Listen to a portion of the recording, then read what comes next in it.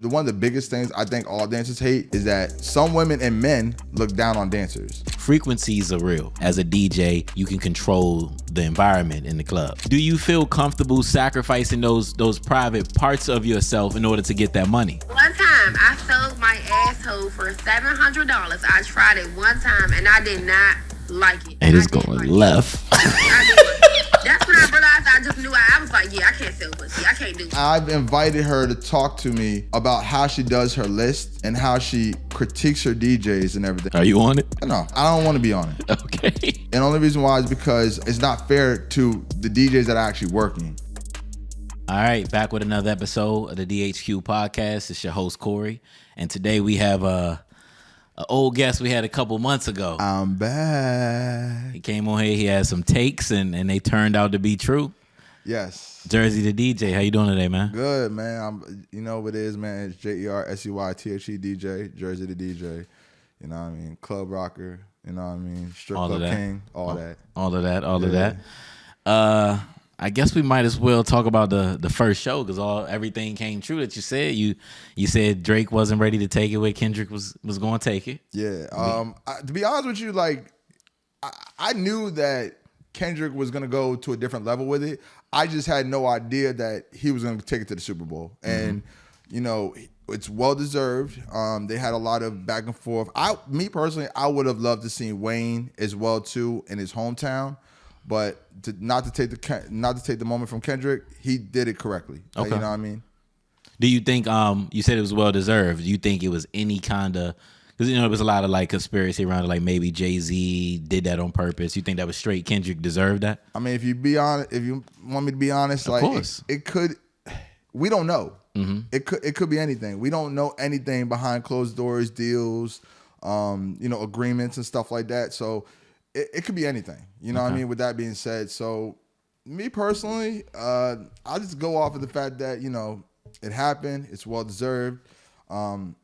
Kendrick said he was going to do what he said he was going to do. And, Drake was just not ready. But yeah, as a resolution, I am glad that Drake is kind of moving on and getting back to the music. Mm-hmm. You know what I mean? I think he needs to kind of chill out with the little pokes at Kendrick because round one was already, we don't want to see a round two.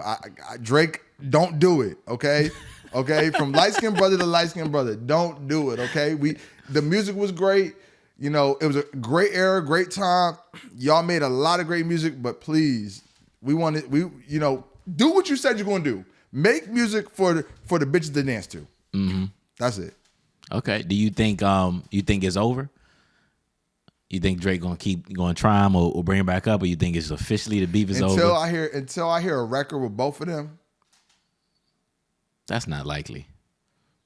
That's the only way, because you gotta think about it. It's too much open room on features, other politics that go into music and labels and stuff like that. You know, and some of this stuff is manufactured. Let's not act. Privy like we don't know, like, some things are not manufactured into the industry. So with that being said, I don't think it's going to be over until they actually have a record together where they're both in the studio, they're both creative geniuses. Because let's just be real, they're both geniuses. Mm-hmm. Kendrick is a genius with the music. Drake is a genius with marketing and how he also comes up with the rollout to all his music, and he has a kind of diverse, very way of making music. Mm-hmm. So you know what I mean, if you look at it like this, right? Kendrick is just straight rapper, makes great music. We know that makes music that makes you think, and also makes you maybe even change your mindset in a lot of ways.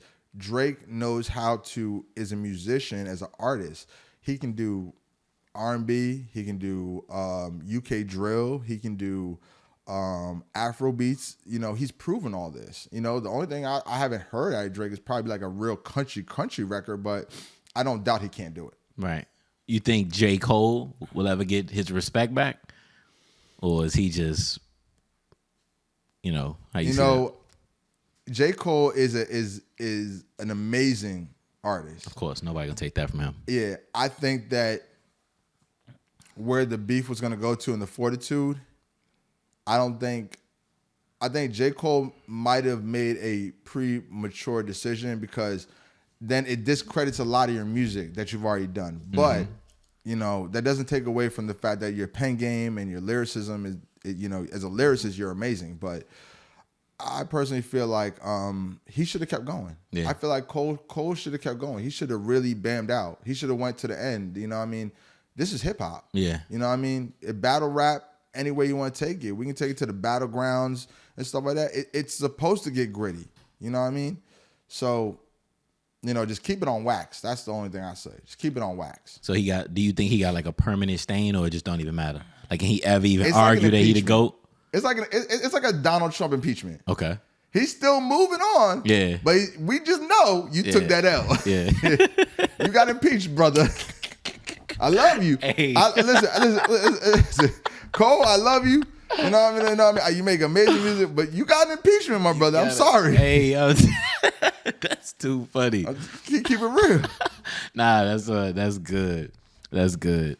Another take of yours that got a lot. By the way, this is 42 in my cup. Yes, it is. Another take that you got a lot of flack for, which is what I expected. I didn't expect anything, nothing less, was when you was talking about dating strippers. And I stand. And you know what? You standing on that? I'm standing on it. I'm standing on it. You know why? Why? I actually dated a regular girl. I dated a regular girl. She actually went to my college. Okay. I went to Norfolk State University.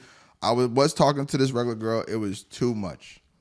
I'm not gonna divulge too much, but it's just the same thing I said in the first one was the same thing that resulted again. I tried it. You see what I'm saying? And shout out to her. She's an amazing woman. You know what I mean? Just didn't work out. But at the end of the day, like, you know what I mean? We have to, it's almost like dating in your tax bracket. Mm-hmm. You know what I mean? If as a man, if you make $100,000, your woman can't make anything less than what you make. Mm-hmm. You know what I mean? If you're looking at a partnership, not relationship, y'all can take care of, these girls if y'all want to, it's not there, but you got to bring something to the table for me. Okay. You see what I'm saying?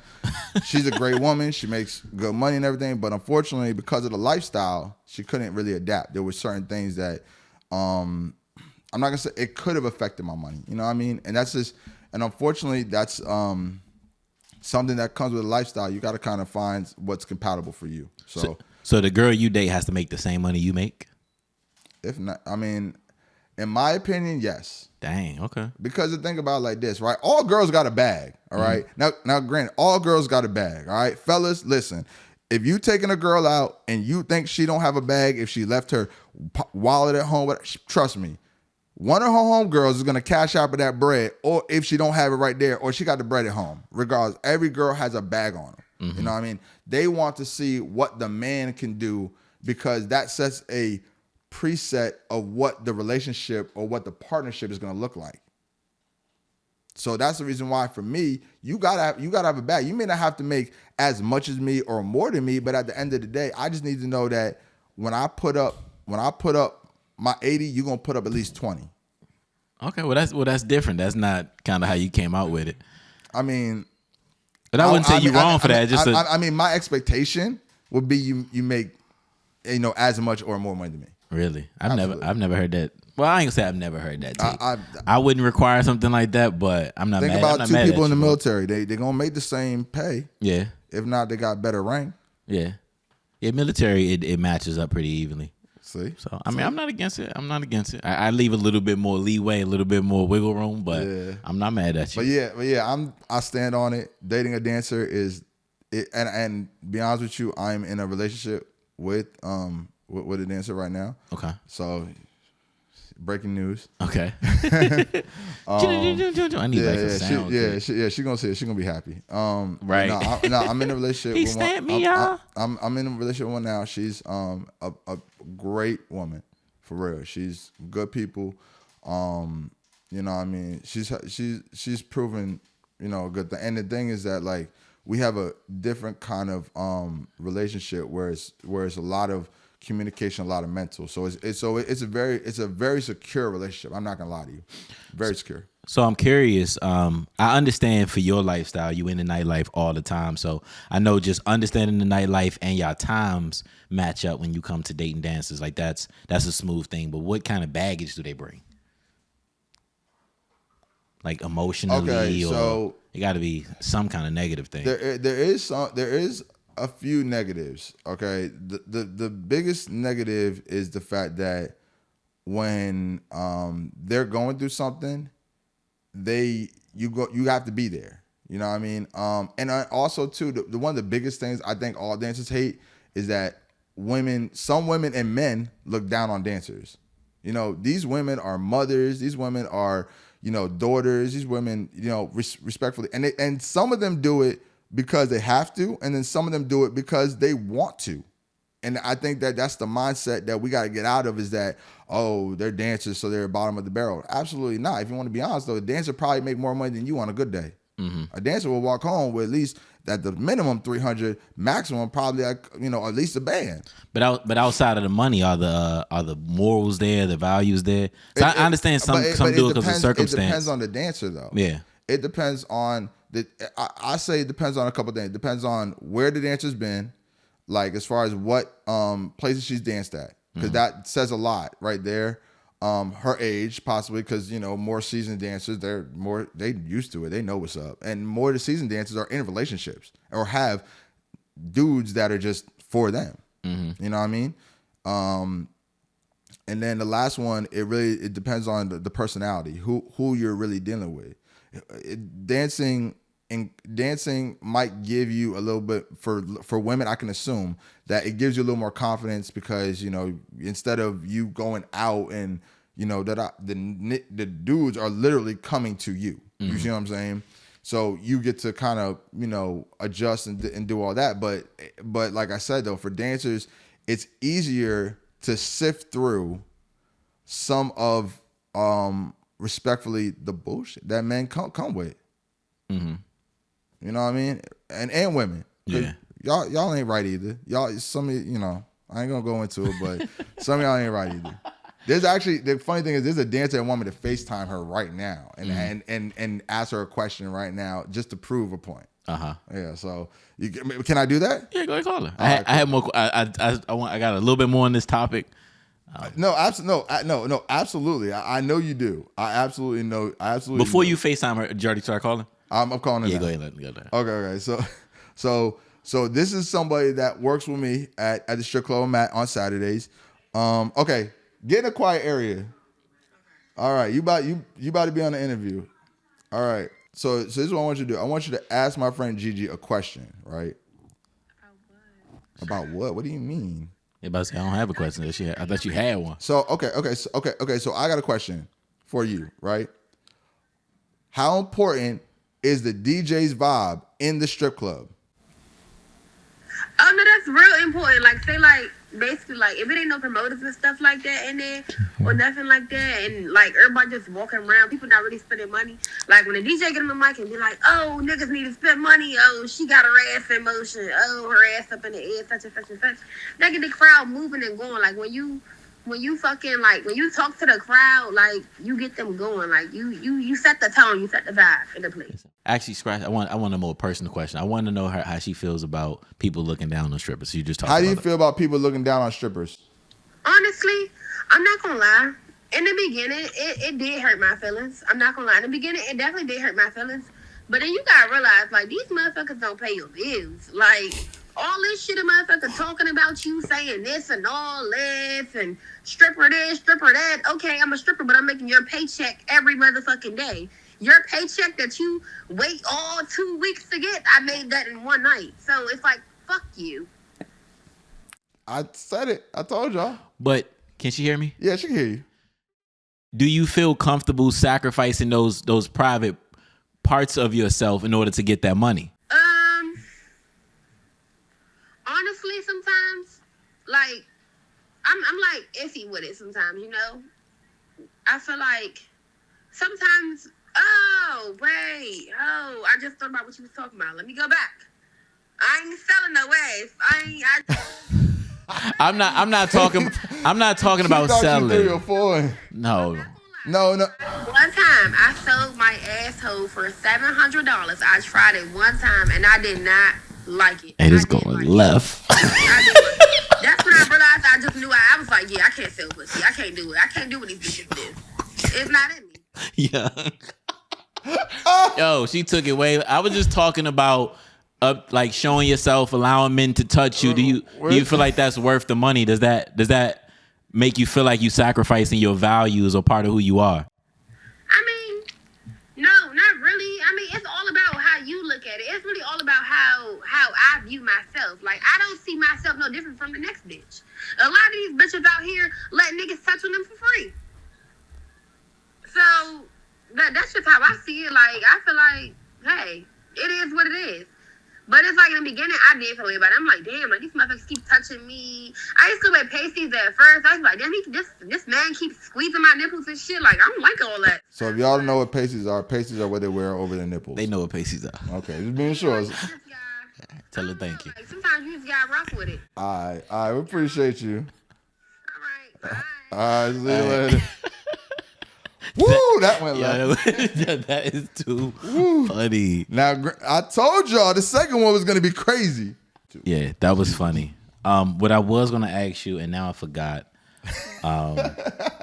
We were talking about, I think we were talking about the money. What were we talking? We were talking about relationship with strippers. I know we talked about that. Oh yeah. So I definitely understand the pros of it for sure. Financially, they getting bread. You know, I think that's very clear that they can get. You talking about the morality? Yeah, and not so much that, like just the long term aspects of it. I'm sure your girlfriend now, you don't expect her like when y'all 50 to keep doing that. Like, what's the long game? Nah, she actually she has investments. And outside of that, also just it doesn't bother you to like see somebody else touch on your girl like in that way. Not really. Like, you just so desensitized to it at this point. Actually, I am desensitized to it because at the end of the day, like, don't matter how much money you got, she gonna come talk to me. You see what I'm saying? Like, yeah. You know what I mean? Like, she looks at this situation as a business, as most women should. Y'all should not be looking at it as y'all trying to find love, okay? Unless he's willing to take you out of the club. And this is a kind of a code rule with dancers. They have this whole thing where you know, stigma that a dude's gonna take you out of the club one day. You know, it can happen.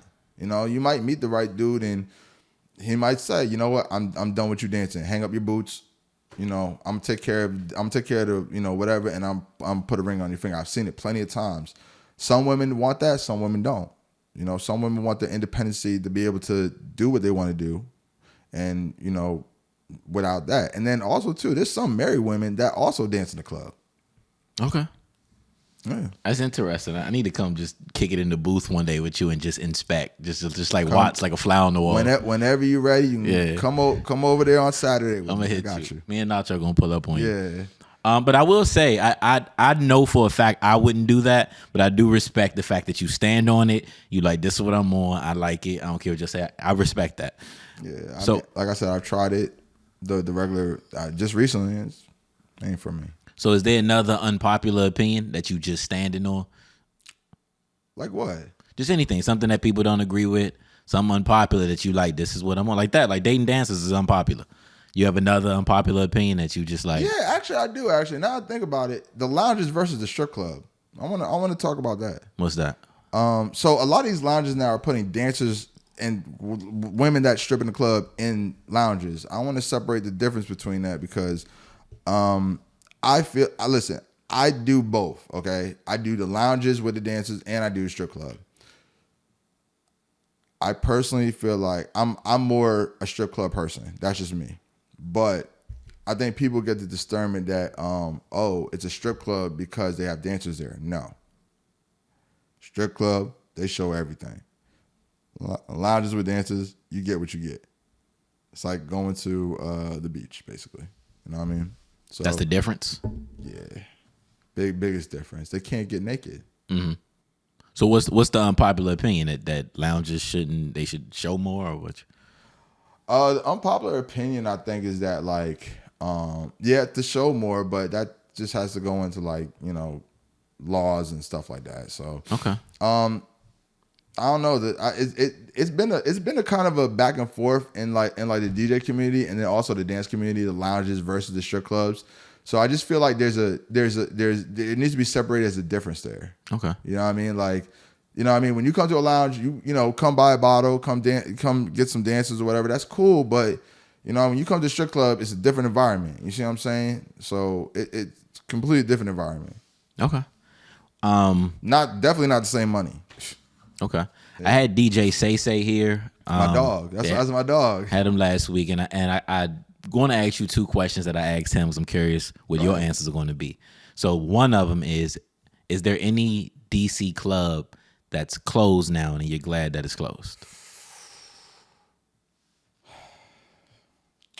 Take your time. Ozio's. Ozio's closed? Ozio's closed. Oh, I didn't even know that. Yeah, Ozio's. I'm kind of glad it closed down. Ozio's went downhill. Listen. I ain't gonna go too deep into it because I don't want to be dragged into nothing. But Ozio's, I'm kind of glad that club is closed. Once they started letting people smoke weed in there, that's when it took a turn. It took a turn before that. Really? Go into it. You definitely know more than I do. Told you I ain't trying to get dragged into it. Just know I'm glad Ozio's closed. You said you wanted to get controversial. Now, granted, if we're gonna say club, yeah, strip club. I miss stadium, but I'll tell you what I'm kind of glad is closed. There's no shade. I'm kind of glad Assets is closed. Okay, and why is that? Number one, I had a bad experience. First couple times there, I had a bad experience. The man, you know, heard horror stories, and I just feel like, my personal opinion, it could have been, you know, managed a little bit properly. But I'm glad that club is closed. What was your bad experience, if you don't mind sharing it?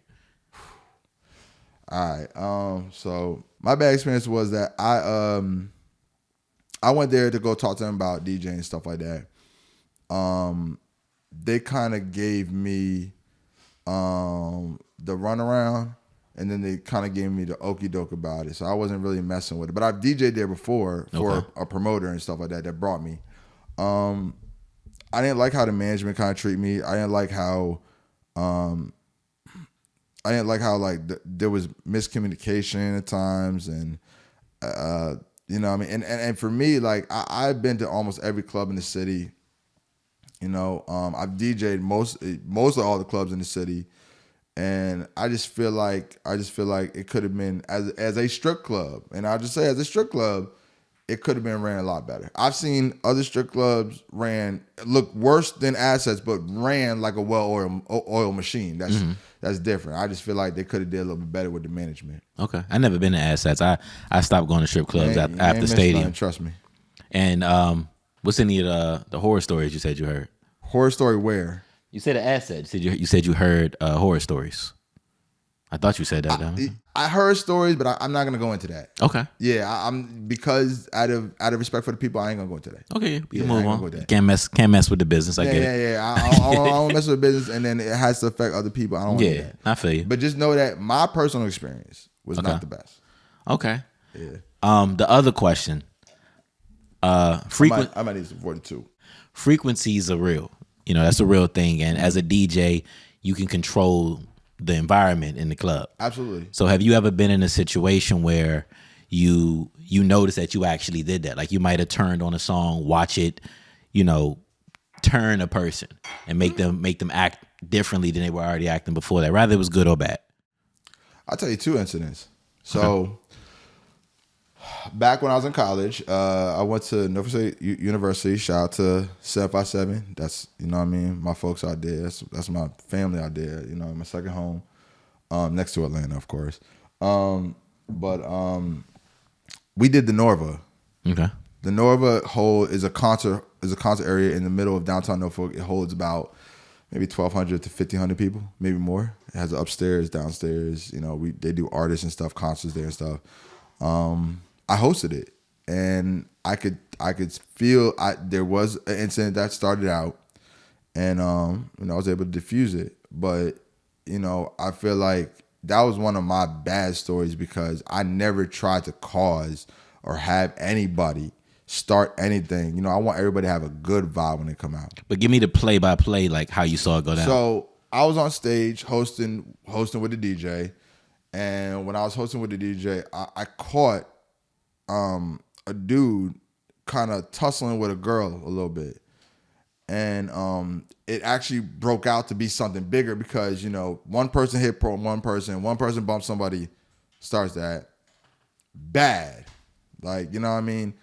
Actually, I got 2 horror stories now I think about it. But I want you to tie in how the music affected. Like everybody was chilling and maybe you turned on Knuck If You Buck. It was the DJ. Okay. The DJ played a song. I'll be honest, I can't remember what the song was. It was I Beat Your by I think Crime Mob or whatever. Okay, I know you're talking about. So at this time, remember, this is the time when that song is just coming out, and he just played Knuck If You Buck. So he's going back to back. Yeah. Now the crowd is in a whole different mindset. They're not thinking about dancing. They, you know, doing all this and that. Yeah. And, you know, one person bumped one person and it started a whole riff. It was like a domino effect from where I was because I was on the stage. It was like a domino effect and seeing all that. I'm like, yo, chill out. Security had to go down there and do all that. It was just. And it was perfectly fine before that song came on. Crowd was having fun. Mm-hmm. That's so powerful. It's crazy. And then, it's just, you got different stories. I've had stories, you know, I've done a lot of gigs. So I've had stories from here to, you know, Atlanta, New Jersey. So I've had different kind of stories, but, you know, that was probably the most impactful one. That was the one that really taught me back in college that what you play and how you play it can affect your crowd. And on top of that, to add on to that, it affects how you get booked. Okay. Because people don't want to book you if you're problematic. If you turn the crowd up to a fight every single time, nobody wants to book you. That's interesting. That's a good takeaway.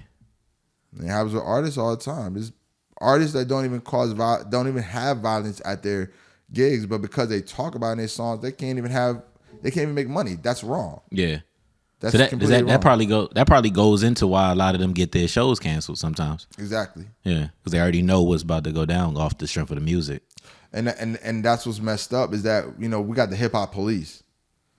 And you see what's going on right now. If you ain't heard the news, you see what's going on right now. Yeah. So I encourage every artist, you know what I mean? Stay clean.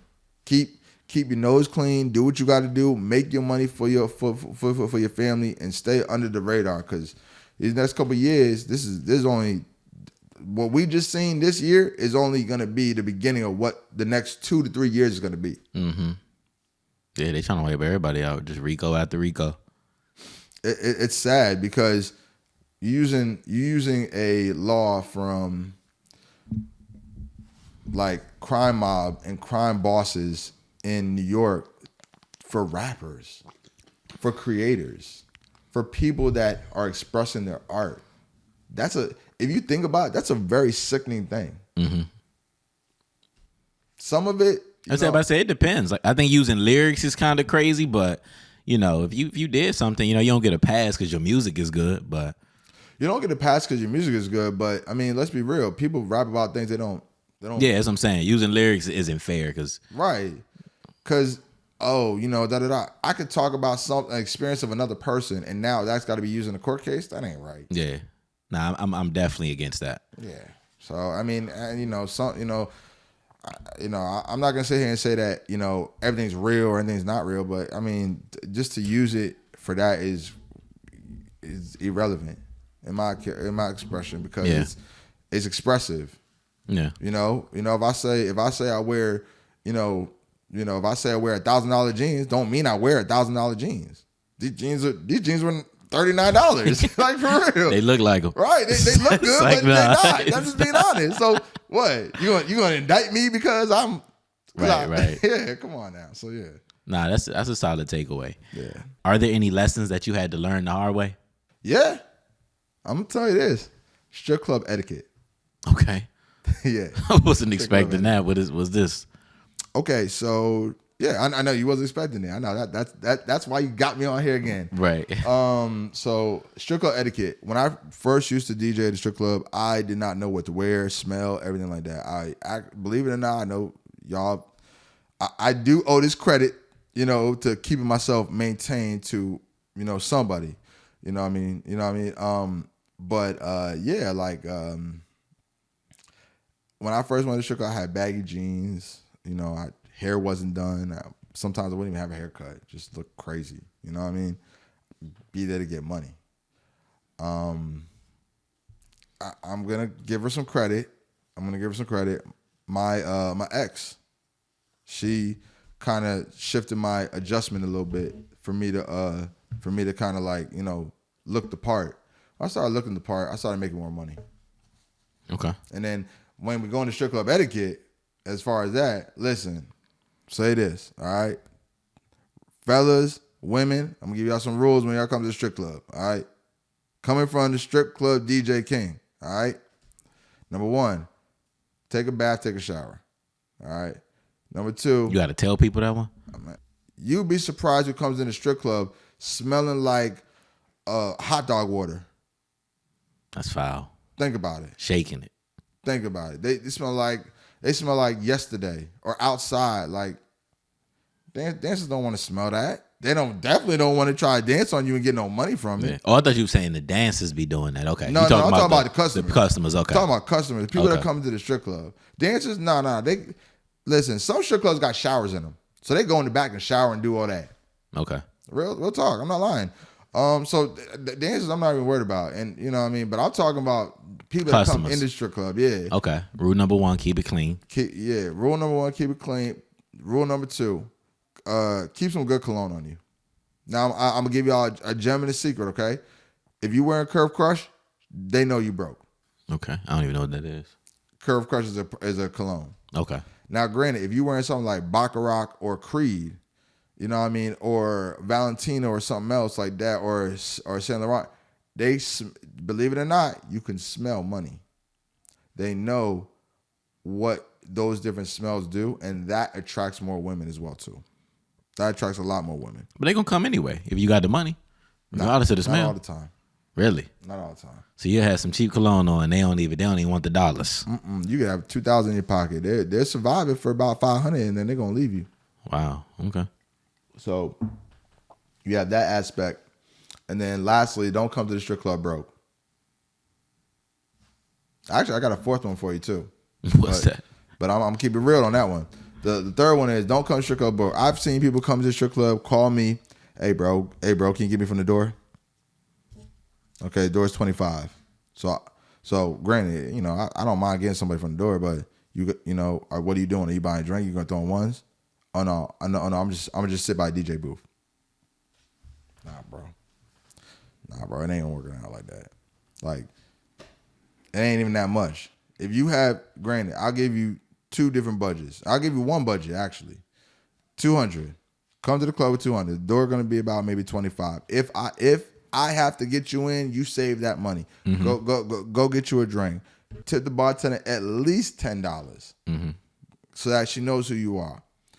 Go over there, sit, just relax. The girl's gonna come to you. You know what I mean? Talk to her. What's up? Da da da. I'm giving y'all the game of how to date and get into real works with dancers. So, peep game. You know what I mean? Tell them what's up. Like, yo, what's up, where you from to die, right? Time is money. Remember that. Time is money. So she's, hey, you need ones, whatever. Yeah. You know what I mean? If you don't come to the club with the ones so that they don't charge you for any of the ones, heads up. But if you come to the club with the ones and stuff like that, and you come 200, just in total, you change out 200, whatever, even if you don't come with the ones, and then you at least have 100 to throw. You can throw 50 on one girl, and then if you don't like her vibe, whatever, you can throw other 50. That's just the minimum. And then leave out.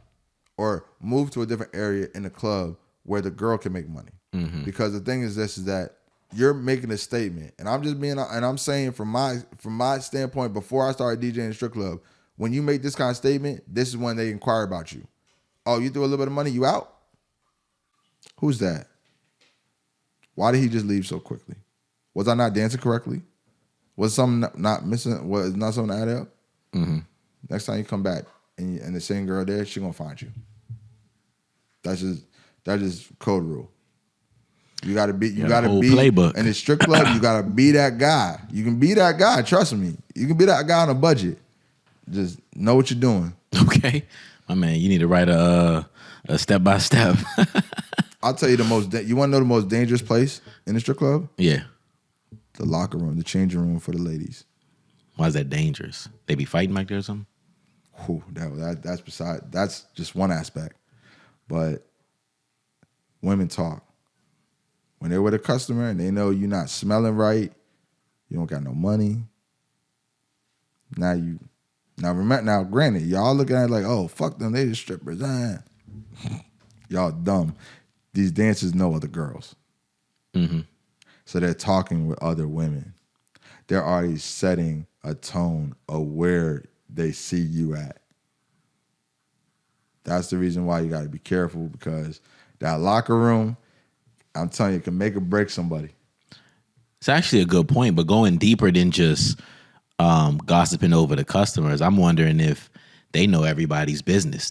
They interact with man to man, and they absolutely. And unfortunately, dudes, y'all dumb. Y'all tell their business. Y'all get drunk and tell all your business to these girls.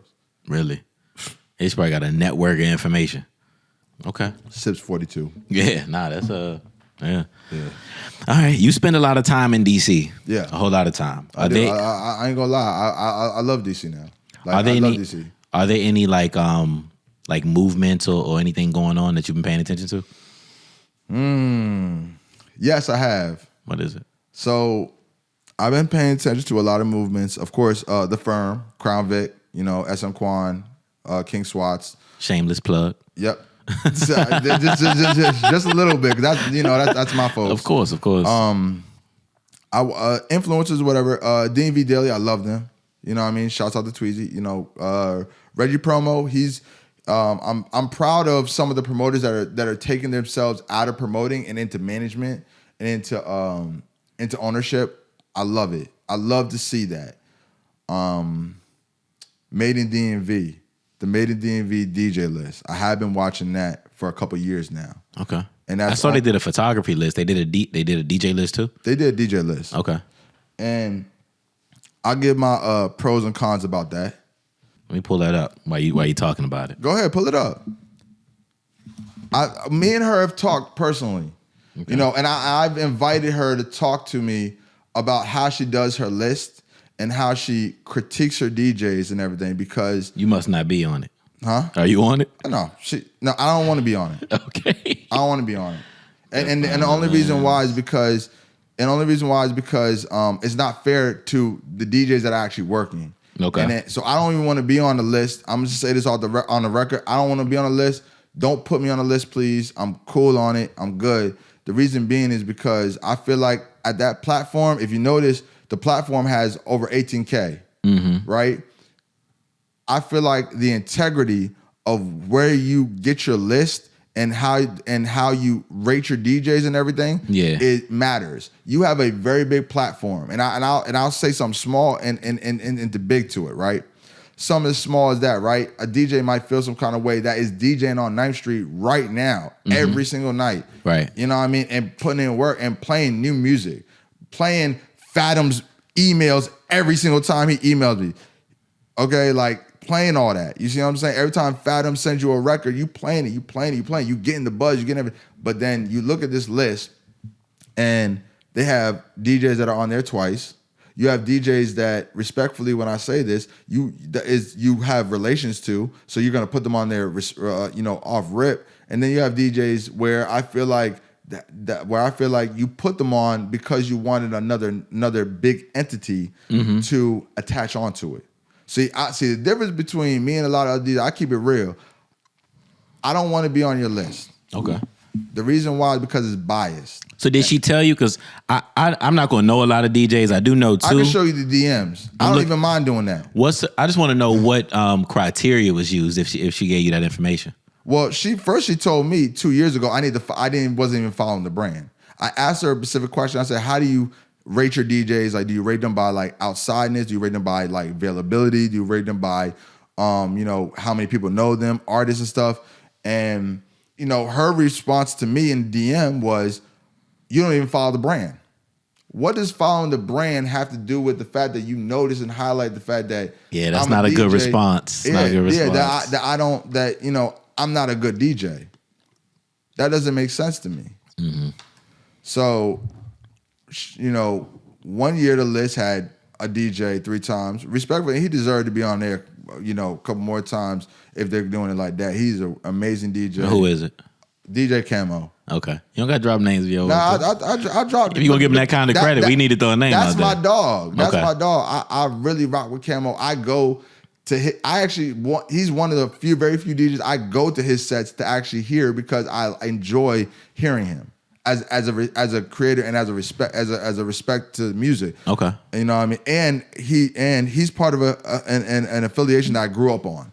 You know what I mean? When I was in New York, when I was in Jersey and stuff like that. Like, I mean, I used to listen to New York radio, Hot 97, Power 105. You know, I'm used to hearing the heavy hitters. That's something that's big to me. You know what I mean? So I feel like I get that little glimpse right there. So I feel good with that. And he deserved to be on there. He's definitely a phenomenal DJ. But I feel like accuracy matters. And I feel like integrity matters as well, too. Because these DJs that you put on a list could be in different positions. You see what I'm saying? Morse Code, I agree with them. DJ Morse Code, he should have been on that list last year. Amazing DJ. He works very, very hard. So let me ask you this then. Yeah. Like, look at the list. I'm not qualified to judge this list. I know Tune. I know DJ Say. How many DJs do you know up there? Just 2. There you go. Yeah, just that's 2. the point. But I'm not qualified. I'm not looking at DJs. I only know, like, when I go to the club, I could have been dancing to one of these DJs and don't know. So I'm not qualified. But what do you think? How should you rate a DJ? So that's a great question because shout out to my boy Go Crazy Tone. He's in Atlanta. He DJs for Black. Okay.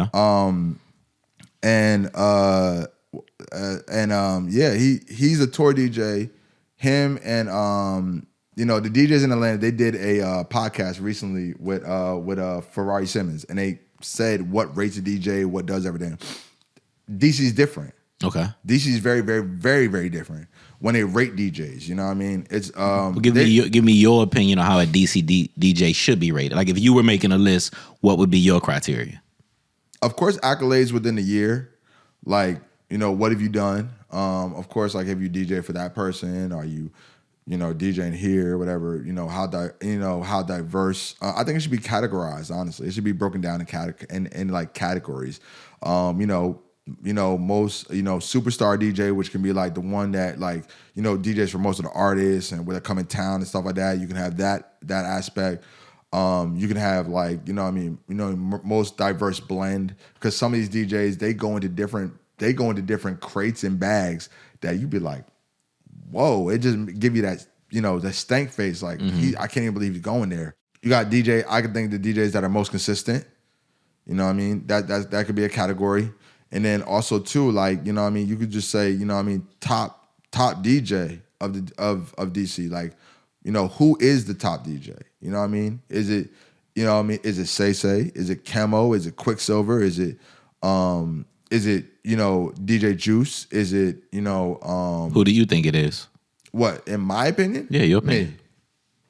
If it wasn't you, I was gonna say myself. So you said, well, then you started this whole rant talking about she being biased, and then you gonna be biased. I mean, I'm always gonna support myself. So that's why I can't be judging. That's why I can't judge the list, because I'm in the field myself. So if it wasn't you, who'd it be? If it wasn't me, a DJ that like I said, I think Camo is up there. Camo's definitely up there.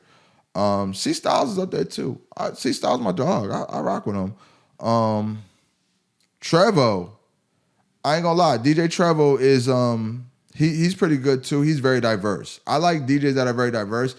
And I tell you, one of my favorite DJs that I think that is very diverse and is in his bag, DJ Easy. Okay.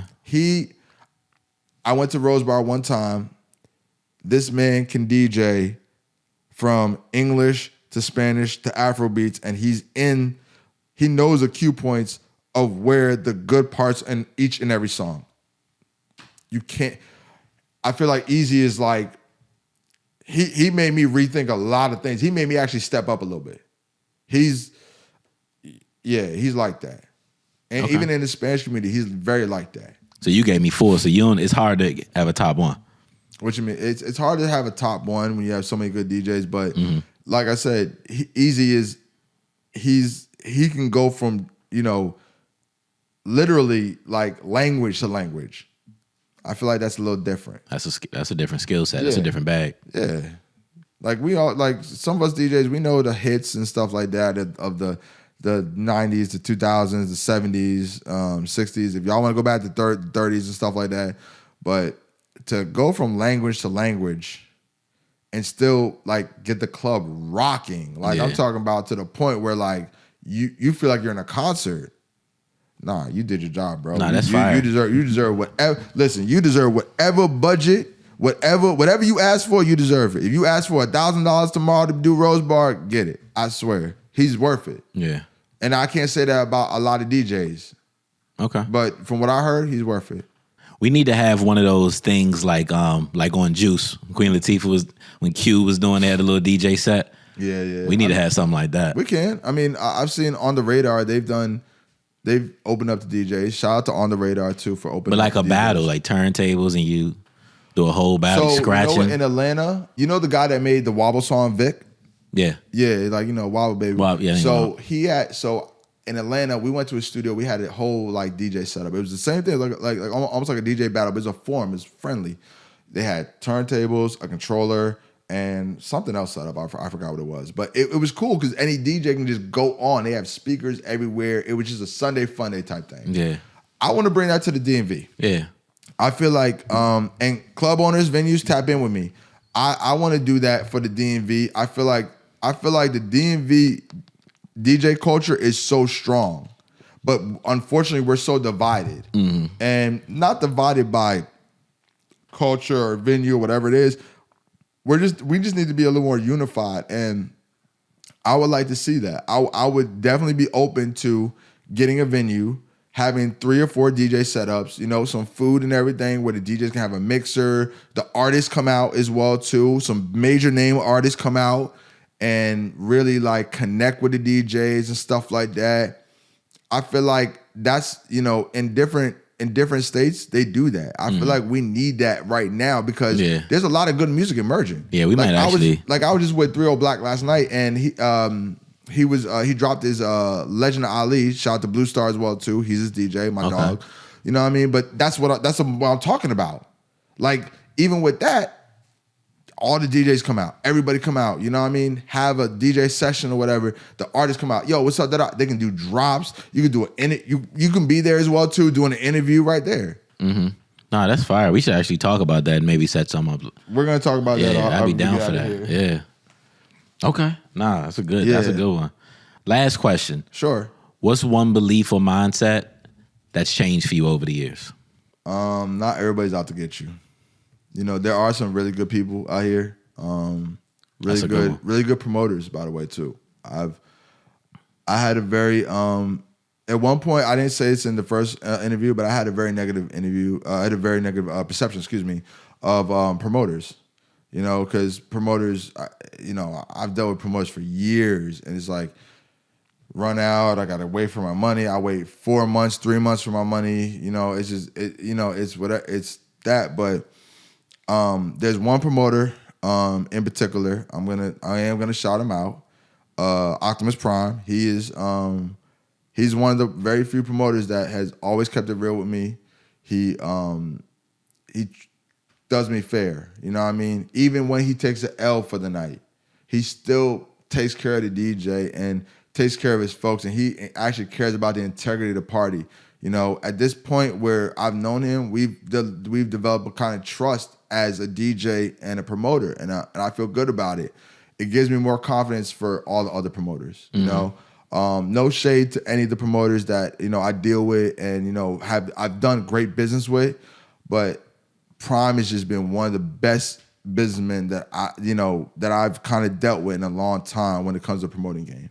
Okay. So I appreciate that. So I'm gonna give him his flowers while you can smell it. And also too, my boy Swats, King Swats. You need to have him up here too. Yeah, we talked about it. Yeah. Do you want an explosive interview? Trust me. Wait till King Swats. Okay. All right. Yeah. Okay. That's a good lesson. Yeah, but that's all I have for you. You already plugged in the firm, but you want to throw anything else out there? Yeah, always. Listen, JerseytheDJ, Jersey the DJ. Y'all know where to follow me. Y'all know how to find me. Firm Records, Costa, Swats, SN Quan. Shouts out to Ghost as well too. And it's always free Crown Vic. Now, granted, everybody's been asking me a little bit about Crown Vic. I'll comment on that. Crown Vic right now, he's good. He's very good. He loves the support. He says thank you for supporting all the records and everything we're doing, supporting the firm and me because I am his DJ. He definitely has said that. And projection though, we're gonna be back active in about 5 months. Okay, and ain't too far off. Yeah. That's all I'm gonna say. We're active 5 months. Okay, very back active. First day out track coming soon.